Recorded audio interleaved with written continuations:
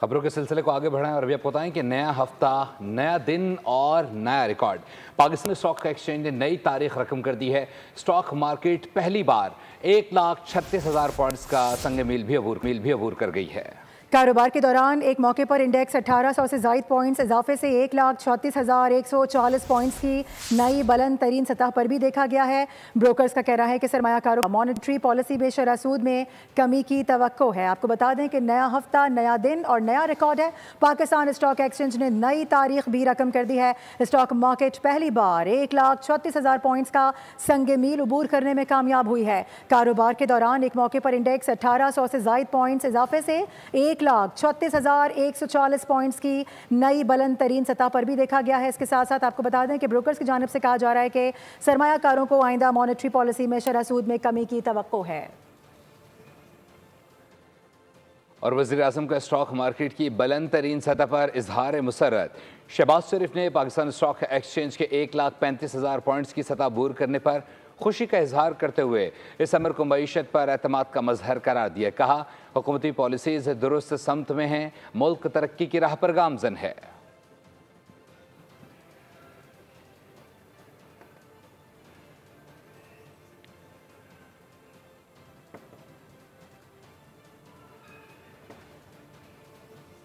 उधर वफाकी वज़ीर ख़जाना मोहम्मद औरंगज़ेब की जानिब से कराची के ताजिरों को मुज़ाकरात की पेशकश कर दी गई है। कराची में प्रेस कॉन्फ्रेंस में कहा कि ताजिर इस्लामाबाद आए, मिलकर बात करेंगे। उन्होंने मजीद कहा कि FBR के इख्तियारात का इनकम टैक्स से ताल्लुक नहीं होता। मौशी तरक्की में बैंकों का अहम किरदार है। स्टॉक मार्केट 1,36,000 की नफसियाती हद अबूर कर गई है। ओवरसीज़ पाकिस्तानी मईशत के इस्तेहकाम में कलीदी किरदार अदा कर रही हैं। रिक्वेस्ट की है यूसुफ हुसैन साहब को और अब्दुल अलीम साहब को ये तशरीफ़ लाएँ इस्लामाबाद में। जो इनके कुछ आउटस्टैंडिंग इश्यूज़ हैं वो भी ये तशरीफ़ लाएँ और हम वहाँ पूरी टीम के साथ बैठेंगे। जो 6 यूनिट्स हैं उनको रिवाइव करें। Revival of the 6 units and the restructurings where banks can play a very major role. इस साल जो जून में ख़त्म हुआ है इसमें भी रफली $2.3 बिलियन की जो है वो रेमिटेंस की गई हैं in terms of dividends and the profits they had to repatriate. बदलते मौसम की बात करेंगे। मूसलाधार बारिशें छोटे शहरों में बड़े मसाइल का सबब बनी है। कहीं आपाशी का निज़ाम दरहम बरहम किया तो कहीं पर नदी नाले उबल पड़े और नशेबी इलाकों को डुबो दिया। सैलाबी रेलों के सबब दरियाई कटाव भी शिद्दत इख्तियार कर गया है।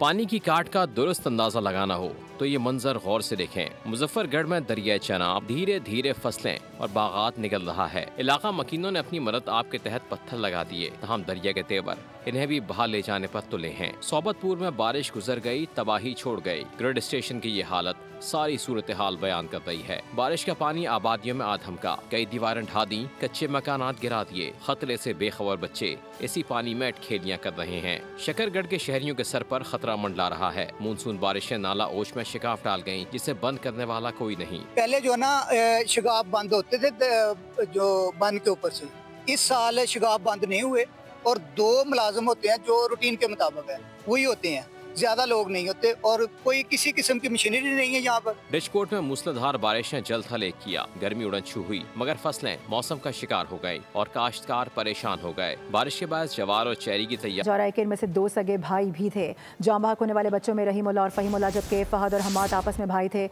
लाशों को सिटी अस्पताल लकी मरवत मुंतकिल कर दिया गया। हालिया बारिशों और सैलाबी रेलों से तरबीला डैम भरने लगा है। सतह आब में मुसलसल इजाफा जारी है। तरबीला डैम 75% भर गया है। पानी फुल लेवल से 23 फुट कम रह गया है।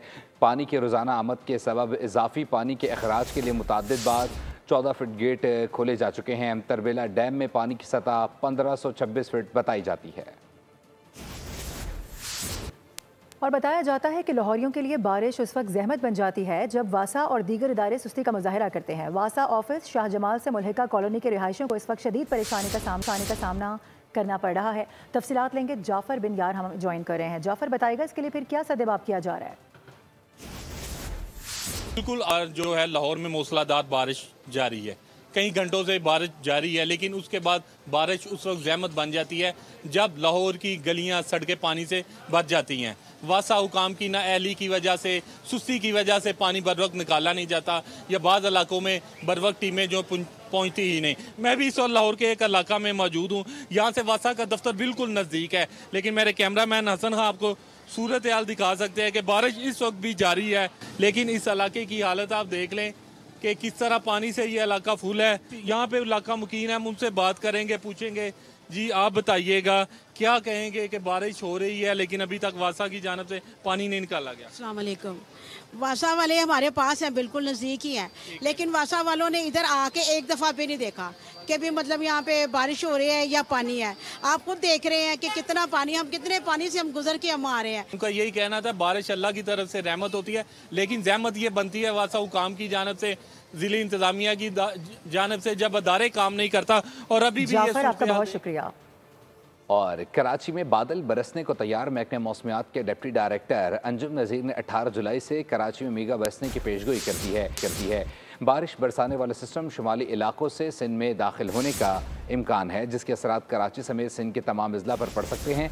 20 जुलाई तक जारी रहने वाले इस सिलसिले में तेज़ और गरज चमक के साथ मूसलाधार बारिशें होंगी। 7 तारीख की शाम या 19 और 20 को कराची में अच्छी बारिश के इम्कानात मौजूद हैं।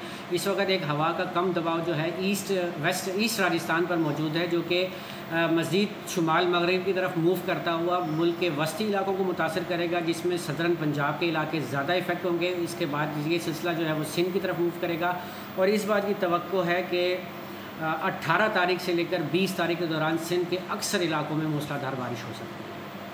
वज़ीर मुमलिकत बराए दाखिला कहते हैं कि FC की तश्कील 9 का फैसला खुशाइंद है। कौमी सलामती के लिए FC की काविशें और कुर्बानियाँ सब के सामने आया हैं। FC अब फेडरल कॉन्स्टेबलरी हो गई है और दीगर फोर्सेस की तरह काम करेगी।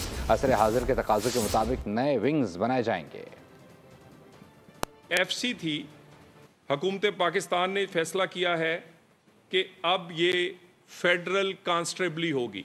ये उसी तरह काम करेगी जैसे FC वफाकी हुकूमत के अंडर काम करती थी। इस फोर्स की बेपना काम, कुर्बानियों और जो रिज़ल्ट पिछली कई दहाइयों से 100 साल से इस रीजन में और क़याम पाकिस्तान के बाद इन्होंने दिए, आज उसकी एक्नॉलेजमेंट में वज़ीर आज़म पाकिस्तान, वज़ीर दाखिला और हुकूमत पाकिस्तान ने ये फ़ैसला किया कि इसको एक्नॉलेज किया जाना चाहिए।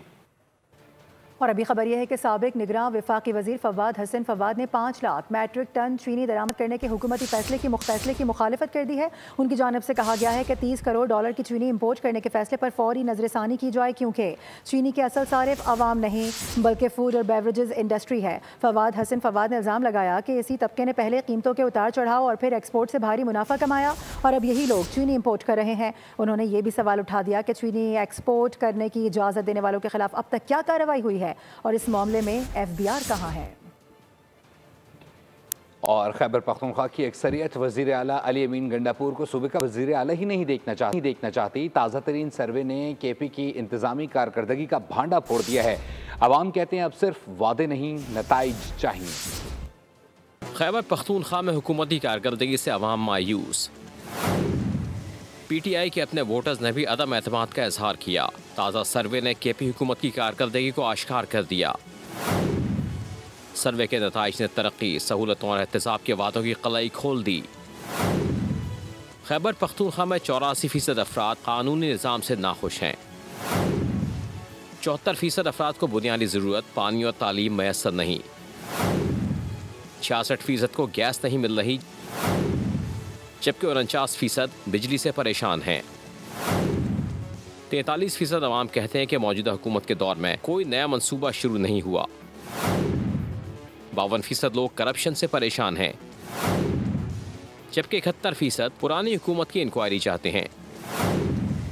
59% बेरोजगारी से तंग हैं और 67% अवाम ने माशी पॉलिसियों को नाकाम करार दे दिया। अवाम ने सर्वे में वाज़े किया कि खैबर पख्तूनख्वा हुकूमत को अब बातों के अलावा काम भी करना होगा। न्यूज़ स्टूडियो से फिल वक्त के लिए इतना ही। विजिट कीजिए bolnews.com और रहिए बोल के साथ।